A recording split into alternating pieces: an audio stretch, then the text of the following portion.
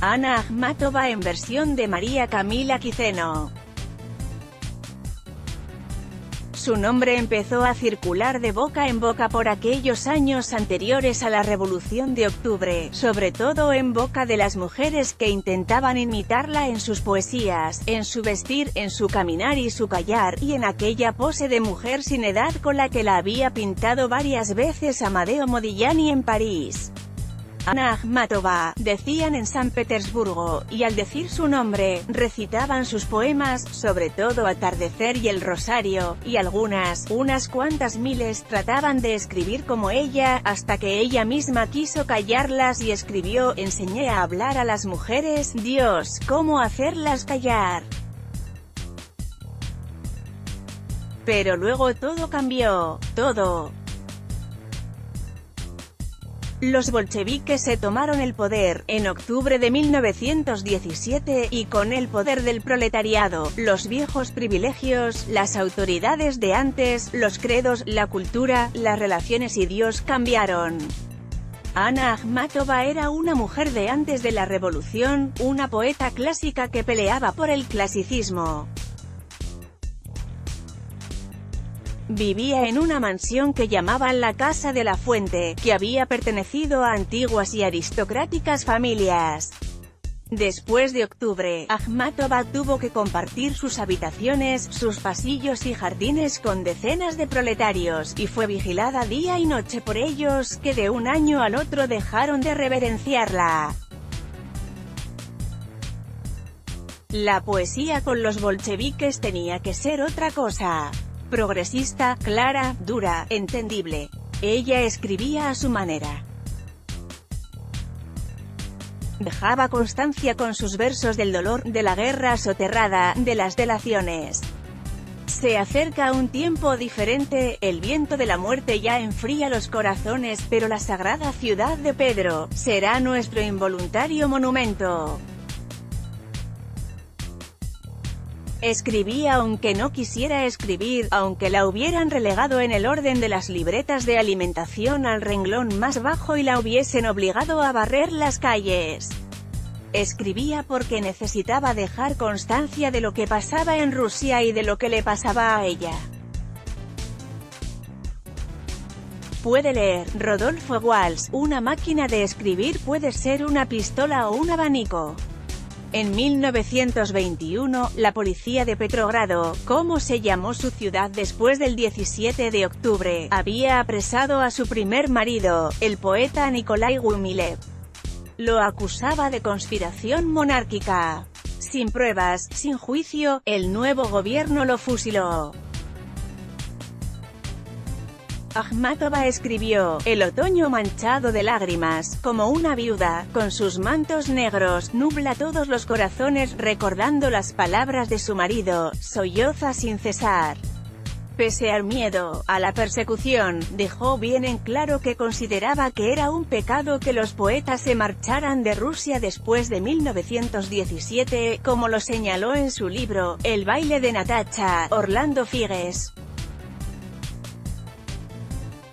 No estoy con los que abandonaron su tierra, a las laceraciones del enemigo.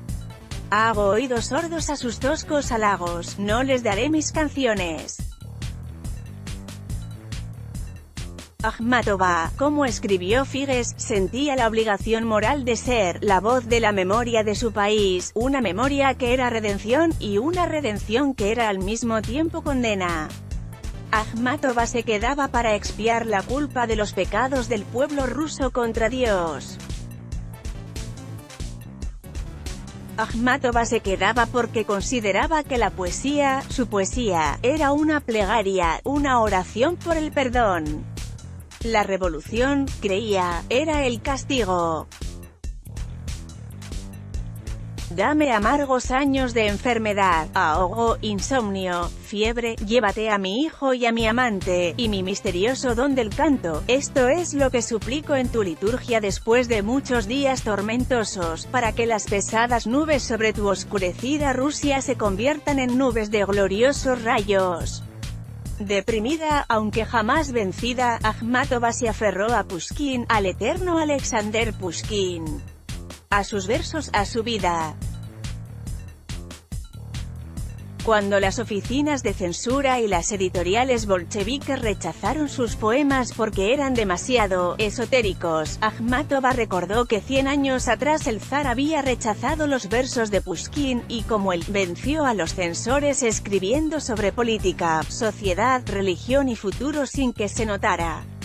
La literatura daba para todo, desde la crudeza hasta lo sublime, desde lo lapidario hasta el engaño, desde el dolor y el sufrir hasta la esperanza, daba para el amor y el desamor, y en ese vaivén también cayó Akhmatova, que se separó de su segundo marido, Silekov, porque un día dejó de soportar sus versos, e incluso quemó varios manuscritos, y se enamoró de un crítico de arte llamado Nikolai Punin, quien se había enfrentado a Trotsky porque Trotsky había escrito que los poemas de Anna Akhmatova y de T.S. Vietayeva eran literatura irrelevante para octubre, es decir, para la revolución.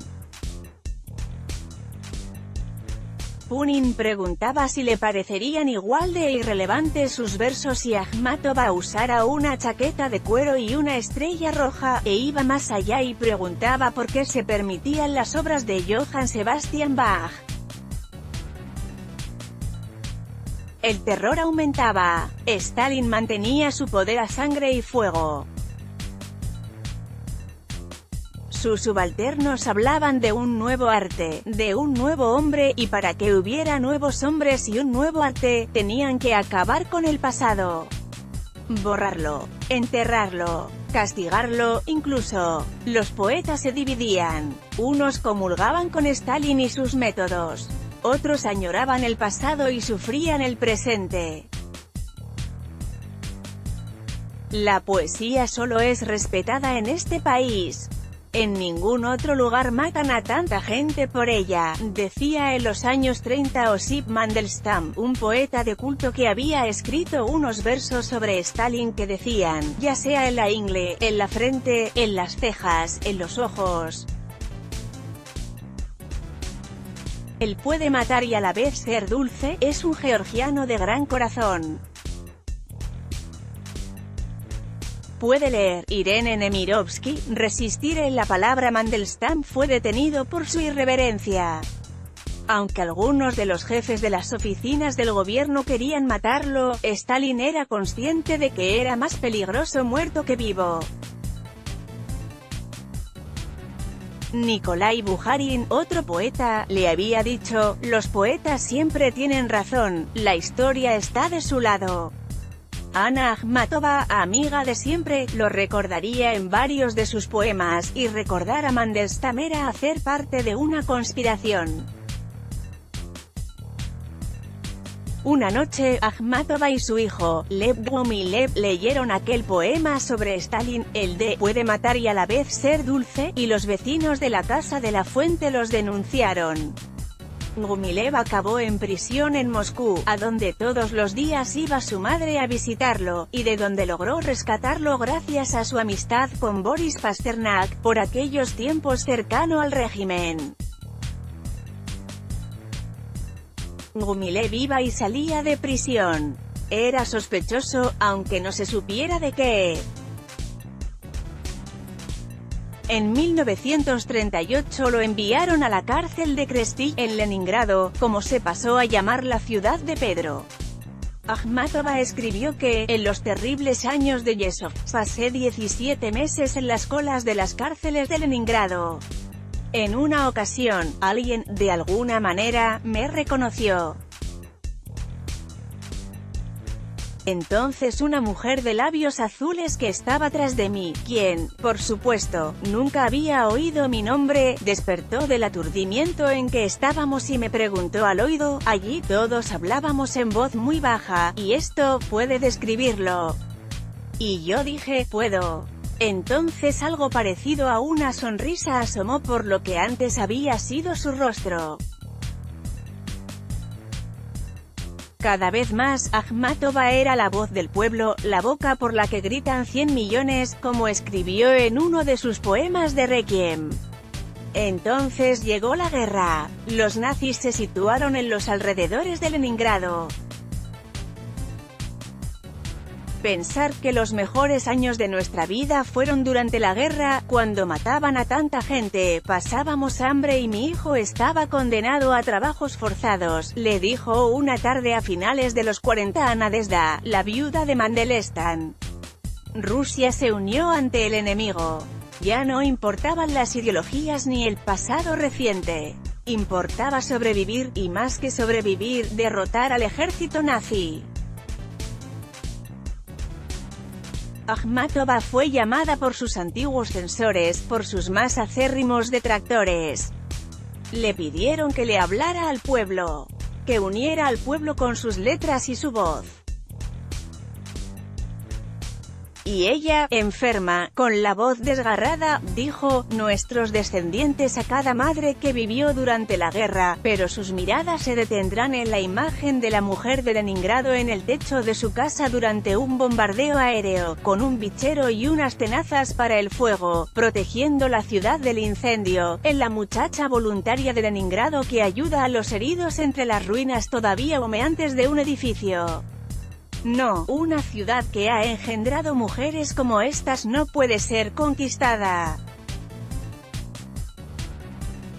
Asterisco, asterisco, asterisco, estamos tan intoxicados uno del otro que de improviso podríamos naufragar, este paraíso incomparable podría convertirse en terrible afección. Todo se ha aproximado al crimen, Dios nos ha de perdonar a pesar de la paciencia infinita, los caminos prohibidos se han cruzado.